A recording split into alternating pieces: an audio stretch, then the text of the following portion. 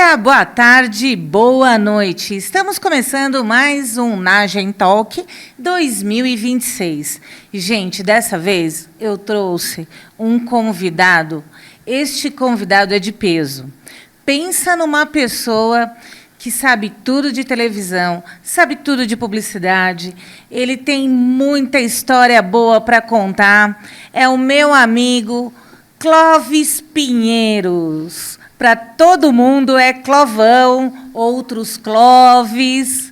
Clóvis, muito obrigada, meu querido, por você participar do Nagem Talk, por você estar aqui.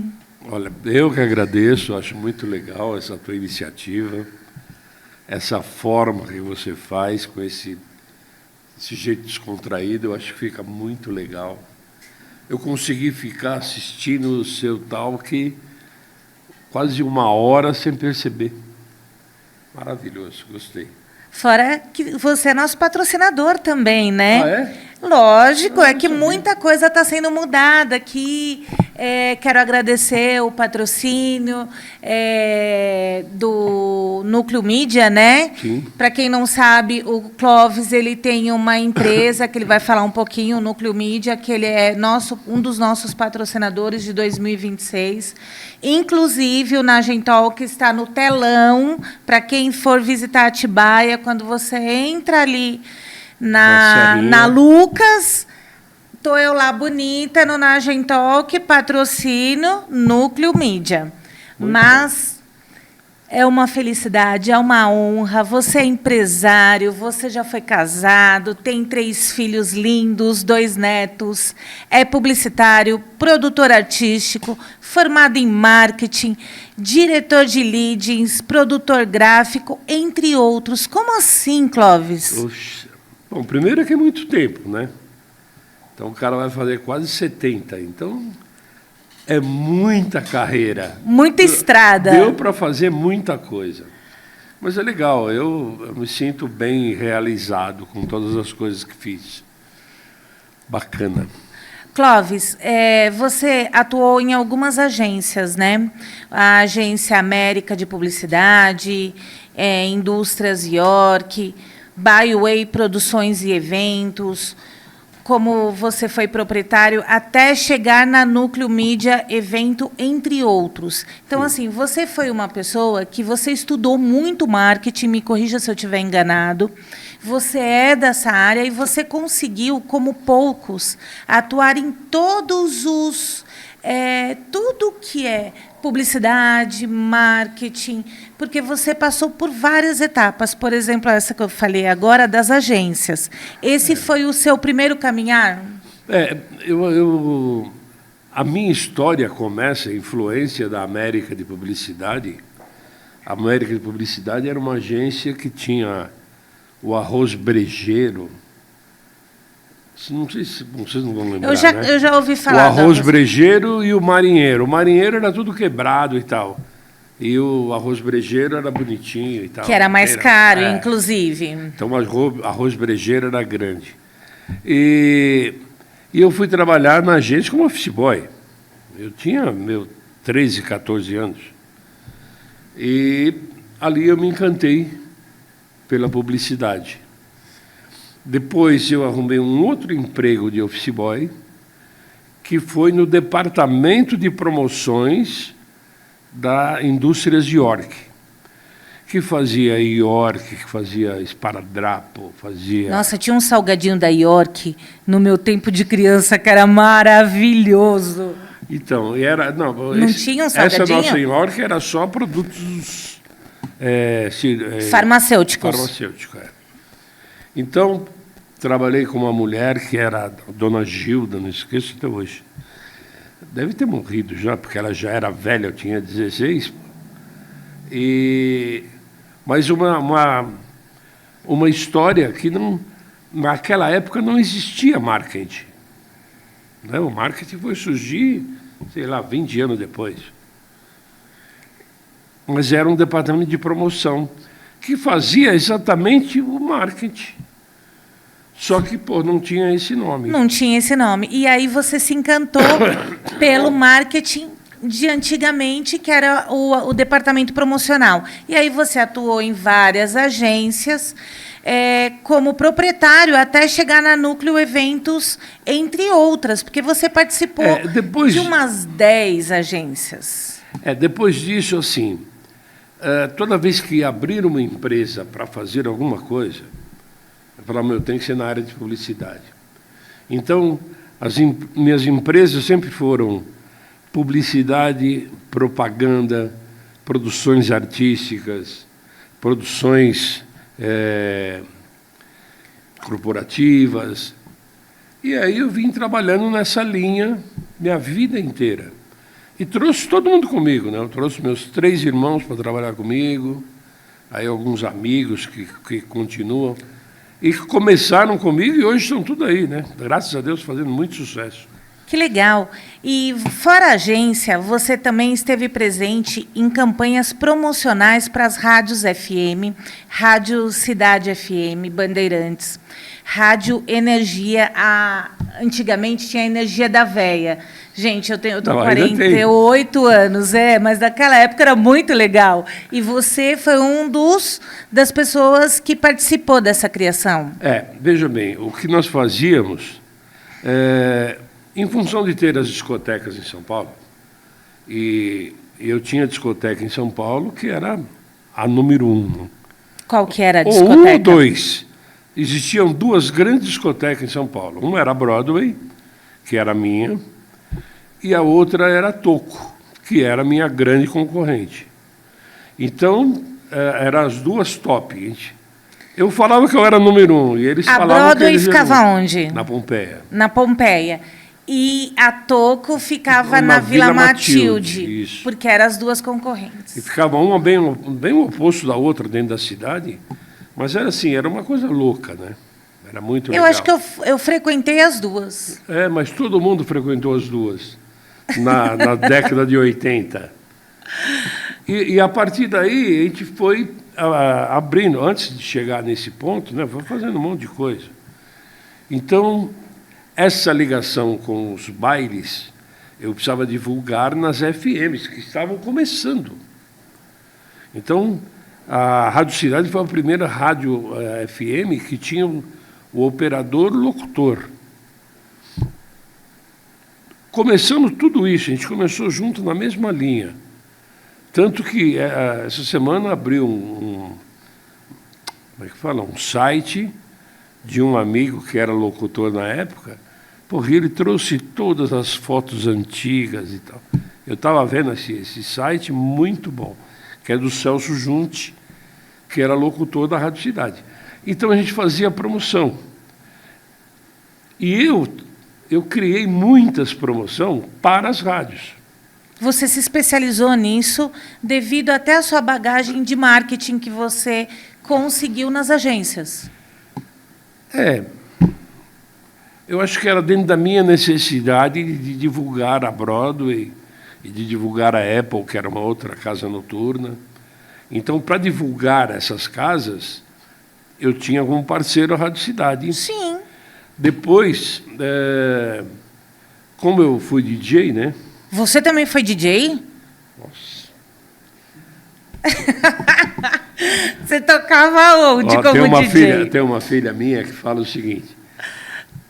Um dia eu fiz um currículo, acho que eu mandei para você. Mandou, eu me diverti. É porque senão eu vou ficar 5 horas falando. Aí eu peguei os pontos principais, mas você minha filha falou assim, pai, dá para você diminuir um pouco esse currículo? Eu falei, por quê?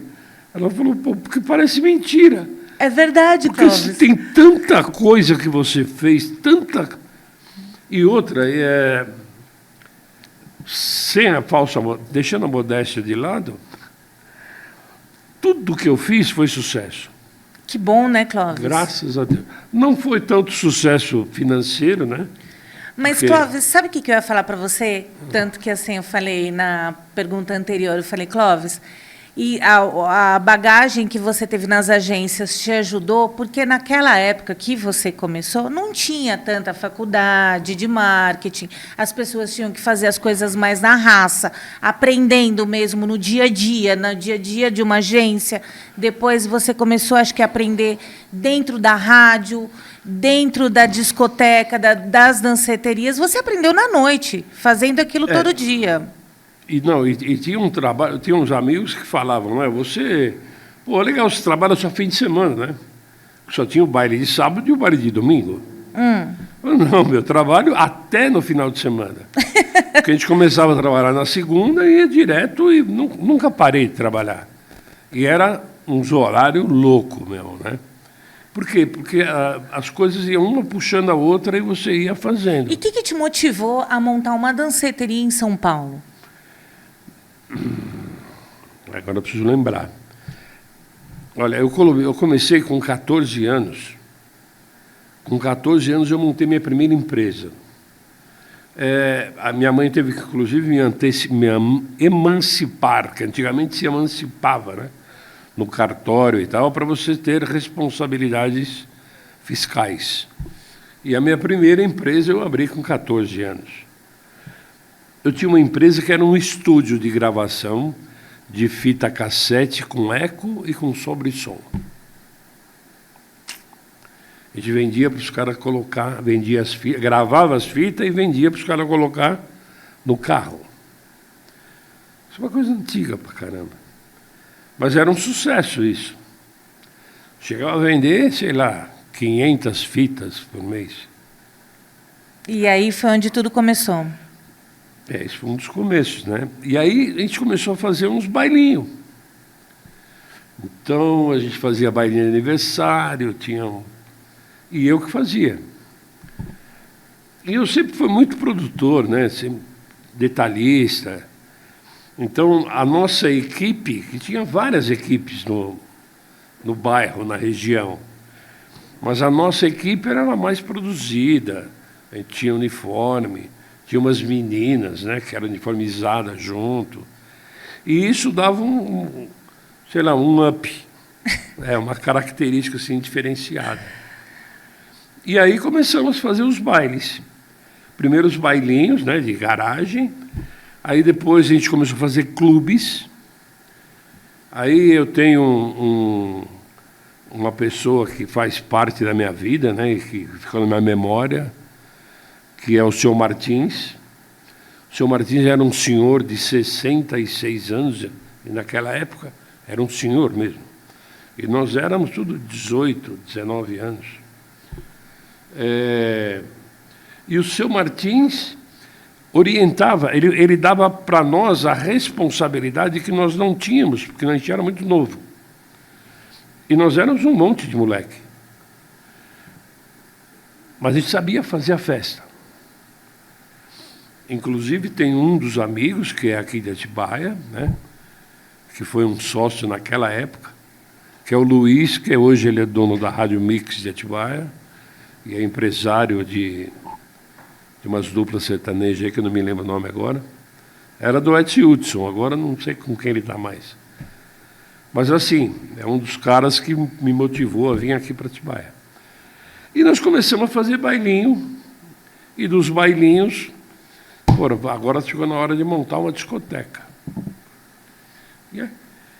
Montamos a discoteca, mas antes disso eu fazia baile no Juventus, no Aramaçã, no Espéria, no Tietê. E cada vez se profissionalizando mais, e cada vez sendo mais um sucesso. E aí, eu tinha que tocar. E aí nós tínhamos que substituir o cantor da banda, né? Porque nós estávamos substituindo as bandas nos bailes. Sim, que eram os DJs. E aí eu tive que criar um personagem, que tem alguns amigos antigos que ainda me chamam de Magal. Porque você era o Magal da noitada? Essa história do Magal é interessante. Conta pra gente a história do Magal. Assim, eu cheguei, nessa época eu fazia, além de fazer os bailes, a gente fazia alguns shows. E teve um cara que chamava Orlando Alvarado. Ele era um aplique, né, meu? Não tinha sucesso nenhum. Mas ele fazia os shows e quando ele entrava no palco, o impacto era tão grande que não dava tempo do pessoal vaiar ele. Porque ele estava sempre com umas roupas brilhantes, aquelas coisas tipo Elvis Presley e tal. Então, o pessoal, ele entrava no palco, o pessoal ficava prestando atenção e quando eu ia vaiar ele já estava Já tinha no ido meio embora. da música, já tinha ido embora. E eu fiz nessa época, eu comecei a fazer, eu fazia a discoteca móvel, que a gente chamava, né? Nos clubes, que todo domingo era uma discoteca diferente num clube. Nós tínhamos 7 equipamentos de som, e a gente ia todo domingo e montava. No clube e tal, cada um tinha a sua discoteca. Tá? Eu inaugurei umas 3, né, porque eu ia passando para os caras. Nessa época, uma coisa curiosa, eu cheguei a fazer 96 bailes em um mês. Misericórdia, você não dormia? Não, era por 2, 3 bailes, porque eu tinha 5 equipamentos. E bastante equipe, né? Bastante gente. Então a gente fazia, mas realizava 5 bailes por dia. Era uma loucura. Em todo Mas- São Paulo você viajava, Eu viajava. você fazia praia também? Fazia, vinha- Rio de Janeiro? Não, só São Paulo. Interior de São Paulo e capital. E a partir daí, a gente foi fazendo as grandes domingueiras, né? E Aí, ó, o Clóvis, ele vem no meu programa e até o celular dele é de Consegue discoteca. Pelo amor de Deus, É de rock Clóvis, and roll. isso vai pro ar.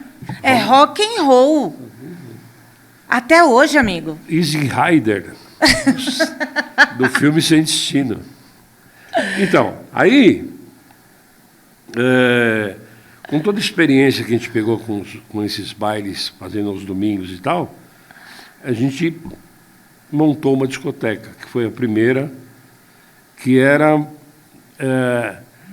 porque antigamente não dava para fazer baile, por causa os caras não liberavam a documentação.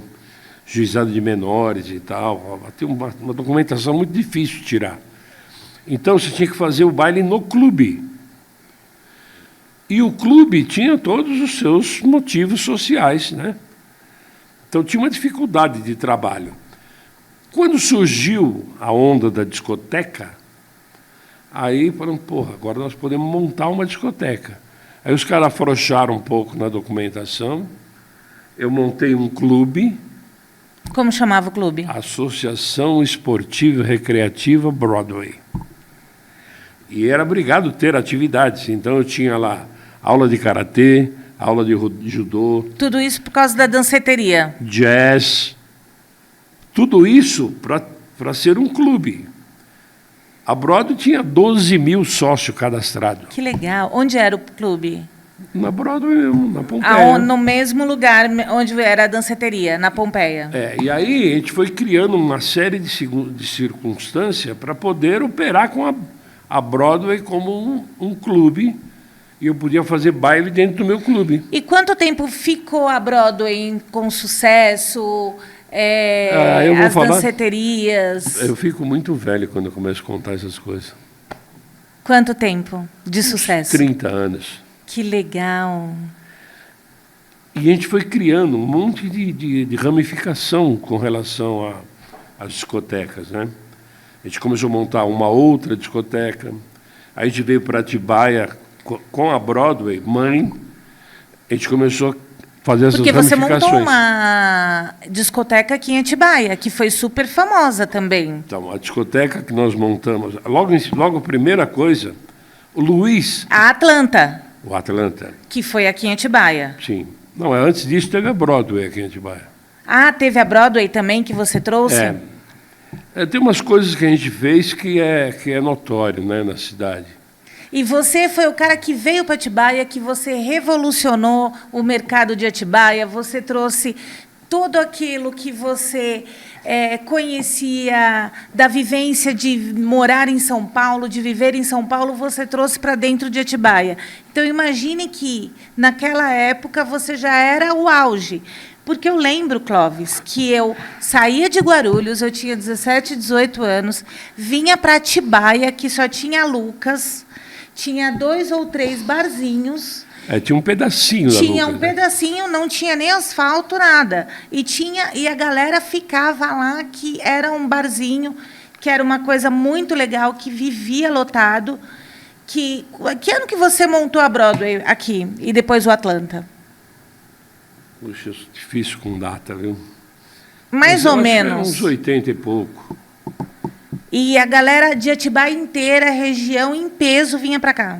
A gente fazia promoção, divulgação, uns lances diferentes.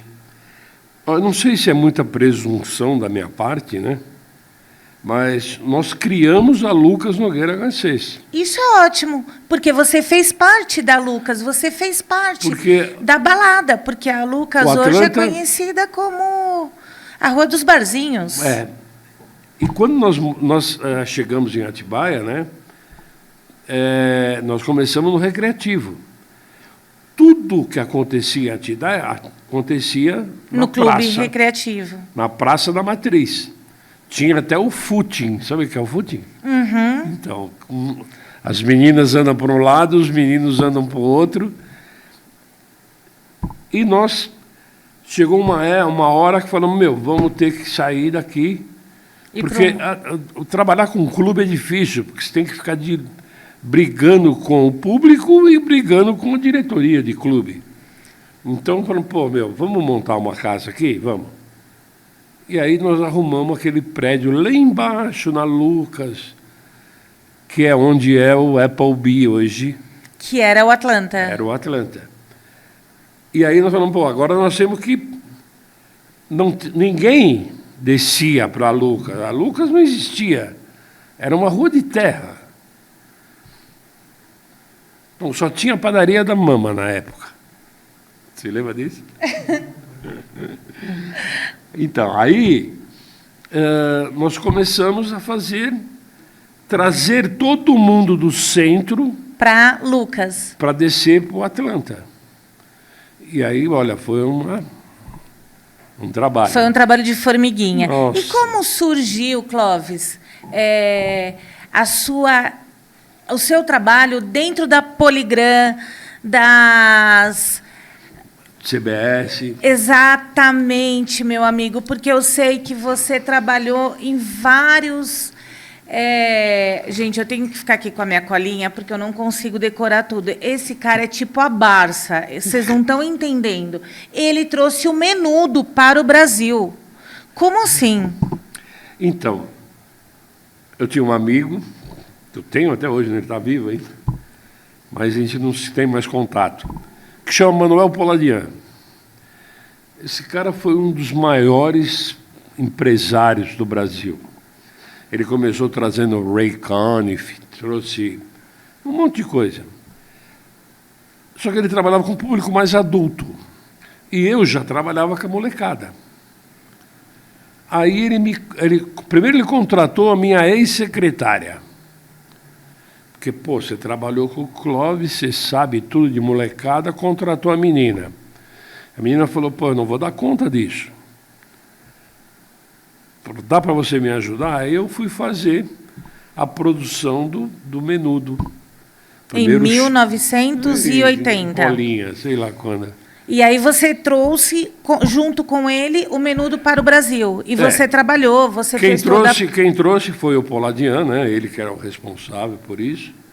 E eu fazia a produção, logística, distribuição, a produção, som, luz, palco, cenário. Até porque eu acho que você, nessa época, você já estava em uma das gravadoras, né? Deixa eu ver aqui. A gente fazia, era muita... Poligram...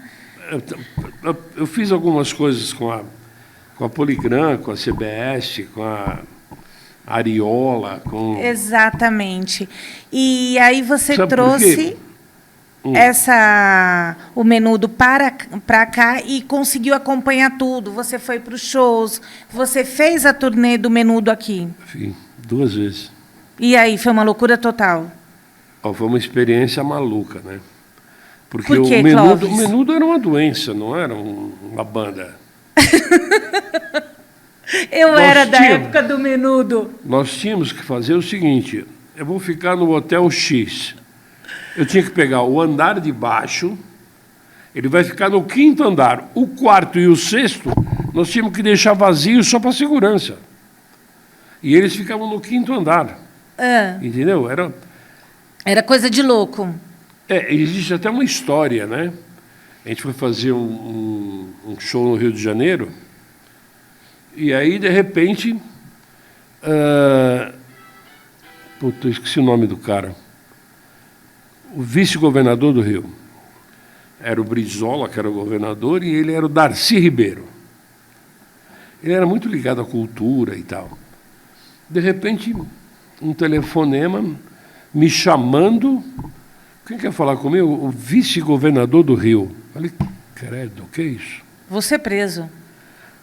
Aí atendi e falei, não, você precisa vir para cá para resolver um negócio. Falei, tá legal. A história é a seguinte, o show do Menudo ia começar a vender ingresso no dia 10, no dia 5 tem ingresso na rua. Não tinha mais? Não, já tinha ingresso vendendo na rua. E a prefeitura nem tinha chancelado ainda. E quem fazia os ingressos para nós era a Casa da Moeda. Falei, como é que vazou isso? O cara falou, você vem para cá resolver que nós vamos cancelar isso. E aí, como que você fez? Uma história. O cara que trabalhava na Casa de Moeda achou no lixo os refile, né, que os caras chamam. Os refile não estavam nem preparados. O que deu errado. Então estava refilado, sobrou uns ingressos, o cara levou para a casa dele e distribuiu para os vizinhos. Não era nem falsificação, nada disso, era verdadeiro. Só era um produto que deu errado. Geralmente, gente, porque eu tenho gráfico, eu posso falar, quando tem algumas, tudo tem sobra. Seja de flyer, seja de ingresso. Sim. Então, a gente nunca consegue ter uma produção 100% que não tenha sobra. E essa sobra que foi para o lixo, que foi o que o cara vendeu. O cara pegou e levou para casa, porque, era um sucesso. Era uma loucura. Era uma loucura. E, fora isso, você também trabalhou com Chacrinha, você fez o Wilson Simonal. Como que é essa história?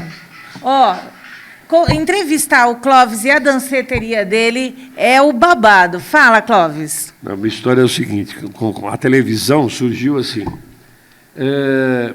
Nós tínhamos vários salões em vários clubes. Nesses clubes tinha sempre um coordenador nosso que tomava conta. E um dos coordenadores era o Carlinhos Birubiru. Faleceu agora, no começo desse ano.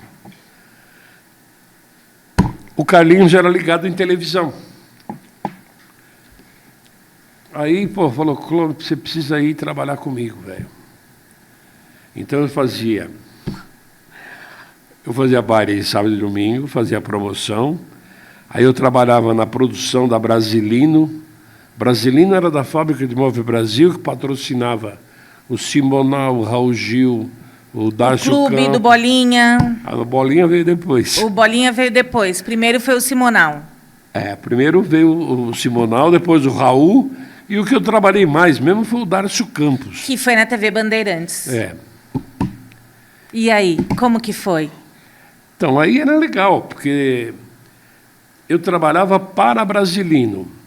Então eu trabalhava durante a semana inteira, fazia baile sábado e domingo. Sábado eu fazia o programa ao vivo. E no domingo, a Brasilino tinha o carnê Brasilino, que era igual o carnê do Silvio Santos. E eles faziam um show domingo de manhã em praças públicas, com os artistas que cantaram no sábado do programa. E você acompanhava toda essa galera. E eu tinha que fazer toda essa produção. E tem alguma história assim engraçada do Simonal, do Chacrinha, porque você trabalhou com o Carlos Aguiar também na TV Gazeta, na discoteca do Chacrinha. Tem alguma coisa assim que você se lembre, que você fala, meu Deus, o que é? E esse eu não posso parar de contar. Então, aí é o seguinte, é o caso, por exemplo, do Magal, né, quando o Magal surgiu. Como eu fazia, para mim fazer baile se destacar, eu tinha umas camisas que eu usava como artista. Então, eu era o DJ. Eu ia fazer o baile, eu botava a minha camisa. E gola como alta. que as pessoas te chamavam como DJ? Qual era o seu nome? Clóvis. Ah. Aí eu usava essas camisas gola alta, manga bufante. Tipo de Elvis seda, Presley. Com muitos lantejoulas. Eu fico imaginando você assim. Não, era até bonito. Caiu o negocinho aqui, mas pode continuar. Aí surgiu Sidney Magal. Sidney Magal veio com as camisas iguais à minha, só que eu sou anterior ao Magal, entendeu? Uhum. Magal com as camisas coloridas, o brinco, né? De Olha como ele é charmoso, gente. Ele tem até o brinco dele. Foca aí no brinco. Olha como ele é um velhinho charmoso. Não é um velhinho, eu não vou te chamar de velhinho. Eu já estou velhinho. Já. Não, você tem muita história para contar. Aí surgiu, nessa história, surgiu o Magal. E os caras me viam vestido igual o Magal. Só que o Magal estava na televisão, eu não, né? Então eu estava copiando o Magal. E aí por isso que o apelido de Magal hoje. Ah, é? Alguns amigos bem íntimos assim me chamam, que é antigo, né? Mas teve alguma história engraçada, assim, com o pessoal do Chacrinha, com o Carlos Aguiar, fora essa daí do Magal, olha, que você pode estar contando? Eu não sei história engraçada, não. Nunca foi engraçado aquilo. Por que nunca foi engraçado? Um estresse que você não acredita. É uma coisa assim, alucinante, um programa de televisão ao vivo. Por quê? O Dárcio Campos, um grande apresentador, ele falava uma coisa, falou, o programa de televisão ao vivo é um Boeing que decolou. Vai começar o programa, o Boeing sobe. Se tiver algum problema, vai cair e morrer todo mundo. Mas o podcast, você acha que tem diferença hoje que você está participando do podcast do Nagem Talk? E você que é um cara que está vendo toda essa estrutura, o telefone tocou, o negócio caiu, e isso que está sendo gravado, mas eu quero que vá para o ar, porque eu acho que é legal isso, porque é a vivência da televisão. Eu sei porque eu participei várias vezes também do programa da Ione e daquela outra moça que eu até esqueci, a Ione morreu. Tinha outra na Gazeta, também eram as duas loiras. E eu fiz vários desfiles lá. E aí, assim, eu sei que tem o bastidor da televisão, ele é muito engraçado. Quando você faz o Chacrinha, você conseguiu trabalhar direto com o Chacrinha? Mas era muito ruim. Por quê? Porque ele era... O filho dele, que era o produtor-chefe, né, o diretor do programa, era muito, muito ruim. Você assistiu a série Chacrinha? Você acha que aquilo que falaram foi aquilo que você viveu? Acho que sim. Bastante. Porque o que acontece? Porque era assim, por que a gente trabalhou com vários artistas dessa forma? Na realidade, eu era funcionário da Bandeirantes. E nós tínhamos o Teatro Bandeirantes, na Brigadeiro Luiz Antônio, e tinha a Central da Bandeirantes, que era lá no Morumbi. Então, os caras que trabalhavam aqui no teatro, a gente fazia todos os programas. Fazia o Bolinha, fazia o Chacrinha, fazia o Dárcio. Depois o Dárcio saiu, acho que a gente começou a fazer Silvio Brito e Fábio Júnior. Então tem bastante história, mas eu não vou me lembrar agora de nenhuma coisa assim. Mas que é estressante, que é legal. E hoje, com o podcast, você acha, com a sua visão, você acha que o podcast, para a internet, ela veio para ficar, ela está substituindo, ou ela vai substituir a televisão, o rádio? Qual a sua visão como publicitário, como uma pessoa que já vem com essa carreira, né? Eu sei que hoje a sua empresa ela foca mais nos telões, na visibilidade que você dá para a sua empresa nos telões. Isso é muito legal. Eu já falei que o Nagental que está lá, eu vou falar novamente. Mas assim, eu quero saber do Clóvis profissional. O que você acha antigamente e hoje? Ixi, estou tão decepcionado com o dia de hoje que... Por quê? Porque eu acho que os empresários, né? Primeiro que são poucos. Tem muita gente que fala, não, eu sou empresário. Não é empresário. Tem uma lojinha. É verdade mesmo. E a gente vê muito nessas reuniões que existem aí, né? Que os caras vão lá como empresário, só que não tem nada de empresário, não tem mentalidade de empresário, não se preparou. Principalmente mulheres, né? Não quero ser nenhum machista, mas mulheres que o marido pega e fala assim, olha, então pega essa grana, monta uma lojinha e não me enche o saco. Aí ela se acha empresária. É a mesma coisa que produtor de eventos. O cara enche bexiga e pendura na janela.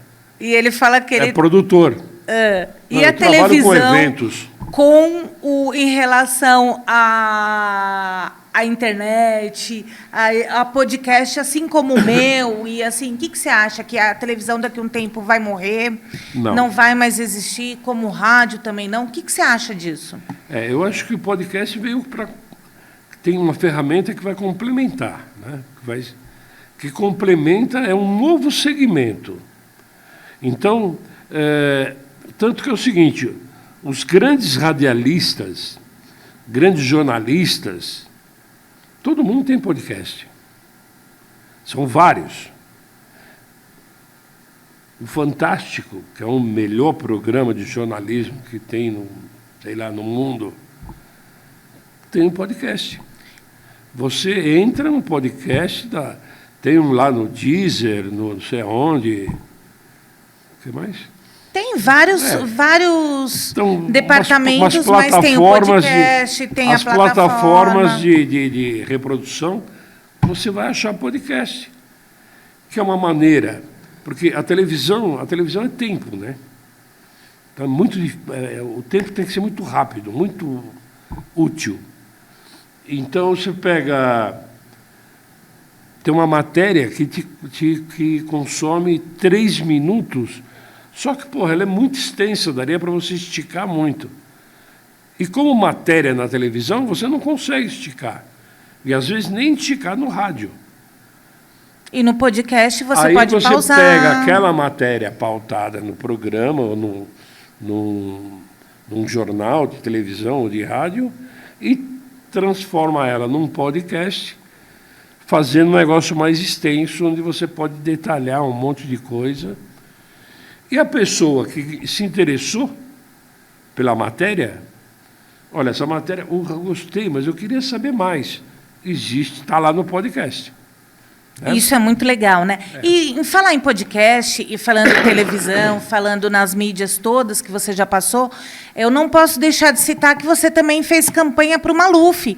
Como você também fez pode falar isso, meu Deus. Campanha, que você trabalhou como publicitário para o pessoal. Gente, é tanta coisa que esse homem fez, eu estou com a minha colinha aqui, ó. Ele trabalhou como campanha para o Maluf e você também fez a campanha aqui de Atibaia. Para quem que você fez mesmo, Clóvis? Aqui em Atibaia eu fiz umas 4, 5. Mas eu lembro que você fez do Maluf. Já morreu todo mundo. Né? Quem que foram os prefeitos que você fez? Ganhou, pelo menos? Olha, ganhou o Beto Trícoli, por exemplo. Foi um dos que começou... Primeira campanha, quando ele saiu vereador, quem fez os primeiros botões do Beto fui eu. E o Maluf, como surgiu na sua vida? Então, eu sou esotérico, né?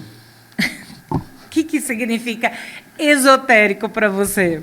Não, para mim não. Não, mas o que é o esoterismo para você? Eu pratico o esoterismo, eu faço... Sempre estudei, né? Numerologia, tudo. Não vamos entrar nesse detalhe, senão isso é uma seara muito grande. E aí, em função desse grupo, eu tinha um grupo em São Paulo que chamava Núcleo de Pesquisas Esotéricas Ramon Maat. E a gente fazia parte de um grupo na Moca, né? E tinha um cara lá que era candidato, que virou deputado federal, senador, não, que chamava Ricardo Izar, que era nosso amigo desse grupo. Aí ele descobriu que eu sabia muito de política. E ele se candidatou a, não sei se de vereador, deputado, sei lá, e o Maluf veio no pacote. Aí eu fui fazer... na realidade, eu me especializei em showmício, que hoje não existe mais. E eu comecei a fazer... Eu fiz um showmício para o Maluf na Moca, que ele ficou apaixonado. Gente, o showmício, para quem não conhece, eu trabalhei em showmício, tá? Era o seguinte, na época de eleição, você contratava um cantor, aí ia lá o político e falava, minha gente... A gente montava um palco na rua... exatamente. E fazia um show ao vivo. Um show, então eles contratavam trazia um monte melhores. de gente, e aí, antes de começar o show, que era que todo mundo esperava... E não deixava de ser um show, não deixava de ser uma produção, uma mega produção. Então, e dava muito trabalho. Você chegou a fazer isso aqui em Atibaia também? Fiz bastante aqui em Atibaia. Com os prefeitos. Quais foram os prefeitos que você trabalhou? Olha, eu trabalhei com o Narciso, o Medina, o Calegari, o Maturana. Aí o Rubens da Fiat foi candidato e eu trabalhei para ele. O Tominaga, que é o Pedro Tominaga, que era um vereador conhecidíssimo aqui. Acho que chegou a ser deputado também. E trabalhei com o Beto Trícoli. Nessa época do Beto Trícoli, eu conheci um cara que é o gênio da política. Quem que era? Chama-se Jamil Scatena. Hoje está aposentado, hoje ele é sambista, percussionista, não quer saber de mais nada. Virou músico, fica tocando tambor para os macaquinhos que tem na casa dele. Entendeu? Então é um gênio, me ensinou tudo de política. E o último candidato que eu trabalhei, até que eu resolvi parar, foi o Odair Bedori, que eu fui trabalhar na Câmara Municipal, que eu era diretor de comunicação da Câmara, que não tinha nada, né? Tive que implantar tudo. E foi minha última aventura política em Atibaia. E aí conheci um monte de gente, né? Então você pega o Saulo tinha 14 anos quando eu fazia campanha para o pai dele. Entendi. Que era o Agenor. É muita história para contar, né? O Roncoleta, que hoje é vice-prefeito, eu trabalhava com o pai dele. Que nós dois, eu e o pai dele, fazíamos a campanha do Medina e do Narciso.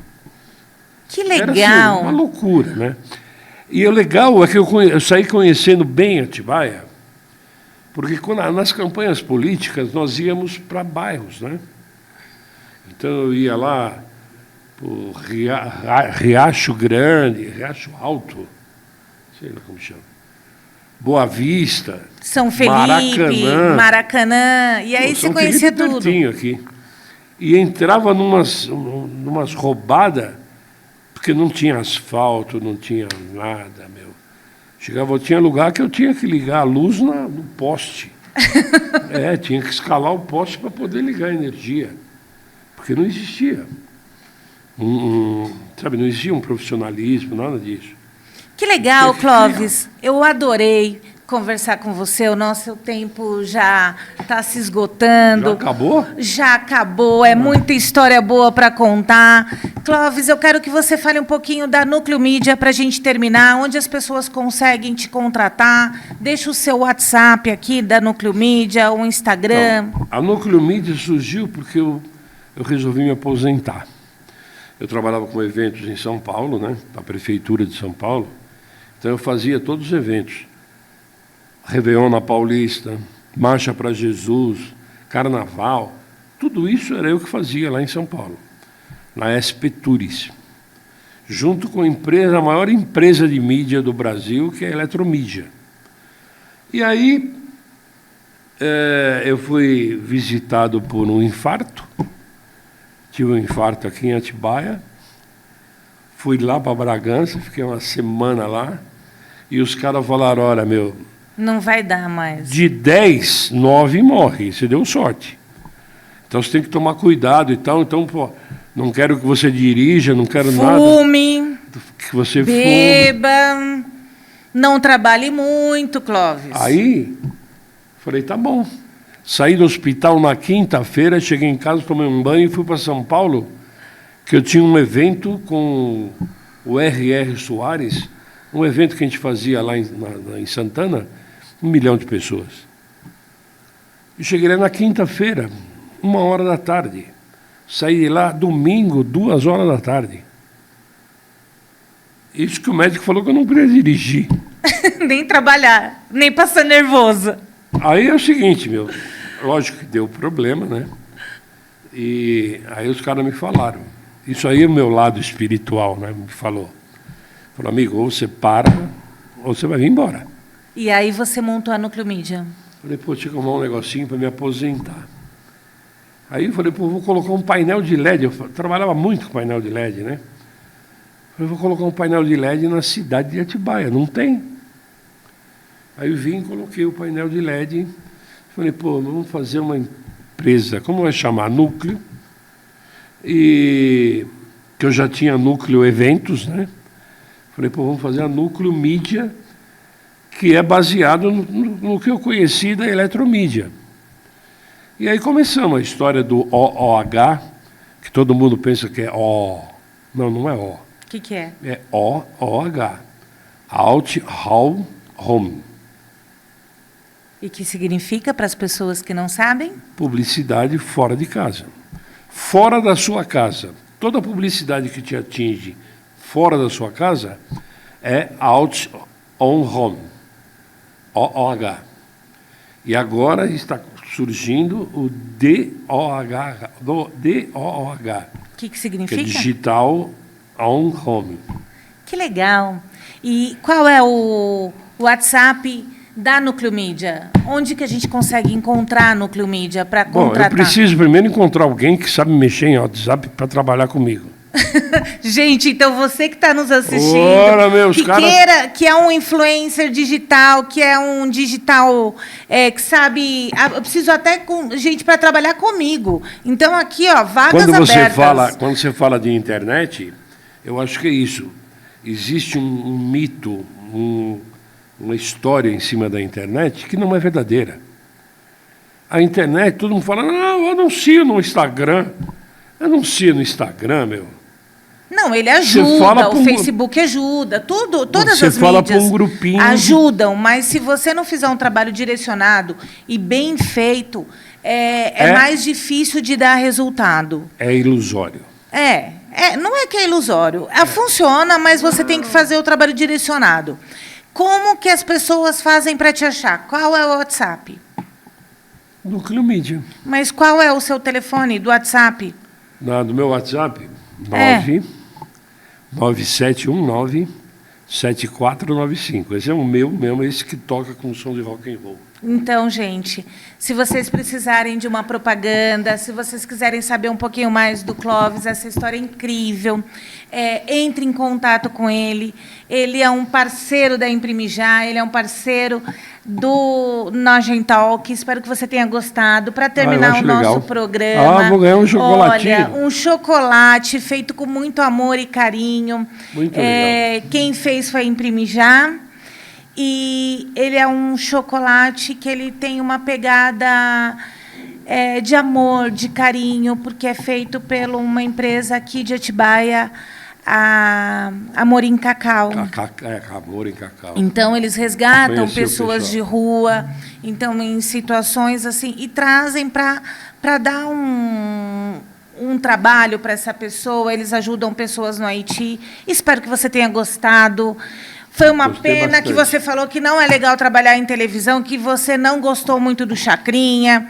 entendeu? Falecido Chacrinha. Ah, você queria história, né? Lógico. Eu vou ter que te trazer aqui de novo para você contar mais história. Não, vamos marcar lá naquele botequinho lá. Bora, ele tá me convidando pro boteco. Bom, vamos gente, marcar naquele boteco, espero que aí você é tenha legal gostado de coração, Clóvis. Você é um grande amigo. Obrigado por tudo. E, gente, pensou em anunciar outdoor, pensou Núcleo Mídia, Clóvis, muita história para contar. E você que está participando do Nagem Talk, espero que você tenha gostado. Se você quer que a sua história esteja aqui como empresário, entre em contato com a gente. Para a gente terminar o nosso papo de hoje, eu vou falar uma... Olha, travou meu celular, eu travei, travou tudo aqui. E agora quem sabe faz ao vivo, apesar de ser gravado. Porque o meu diretor fala que a gente tem que ter desafios todos os dias. E o desafio é esse, gente. Eu sou radialista, eu sou apresentadora hoje, e agora eu só queria falar uma frase. Você tem uma frase legal de empreendedorismo? Porque meu telefone travou. Eu esqueci a frase. E a frase é o seguinte: você que é empreendedor, quem sabe faz ao vivo. Você tem que se virar nos 30 para poder vender, para a gente poder pôr o pão nosso de cada dia. Essa vai ser a frase do Clóvis. Não sei se é uma frase, mas é um conceito. Você tem que anunciar. Anuncie para alguém o que você está fazendo. Se você não anunciar, ninguém sabe o que você tem, o que você faz e o que você é. E você não vende. E eu não falo anunciar. E você não aparece. Não é para anunciar comigo, não. Anuncie qualquer coisa, ou em todas as coisas. Então, gente... Em rádio, em jornal, em podcast, em blá, blá, blá, blá. Essa é a frase do dia. Você que é empreendedor, anuncie, apareça. Você tem que aparecer, porque senão... Olha, ó, até o WhatsApp. Pelo amor de Deus, gente.